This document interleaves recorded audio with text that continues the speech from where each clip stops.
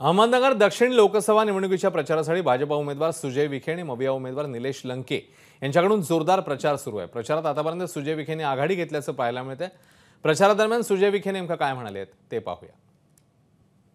जनतेला आपण जे प्रलंबित प्रश्न करणं काळाची गरज आहे। मी सर्वश्रेष्ठ आणि मी एकटा म्हणून सगळं होणार या भूमिकेत मी राजकारण करत नाही। माझा उद्देश आहे, जर महायुतीचं निर्माण एका विशिष्ट गोष्टीसाठी झालंय तर प्रत्येक घटक पक्ष हा तितकाच महत्त्वाचा आहे।